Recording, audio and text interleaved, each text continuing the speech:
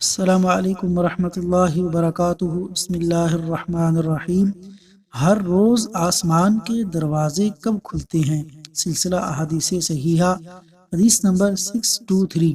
حضرت عثمان بن ابی العاص ثقفی رضی اللہ عنہ سے روایت ہے کہ رسول اکرم صلی اللہ علیہ وسلم نے فرمایا، آدھی رات کو آسمانوں کے دروازے کھلتے ہیں اور ایک منادی کرنے والا اعلان کرتا ہے، کیا کوئی دعا کرنے والا ہے کہ اس کی دعا قبول کی جائے؟ کیا کوئی سوال کرنے والا ہے کہ اسے عطا کیا جائے؟ کیا کوئی مبتلا کرب و بلا ہے کہ اس کی مشکل آسان کی جائے؟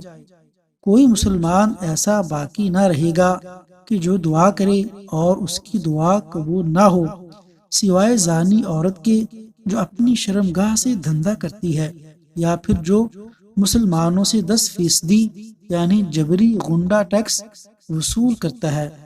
اللہ تبارک و تعالیٰ عمل کی توفیق عطا فرمائے۔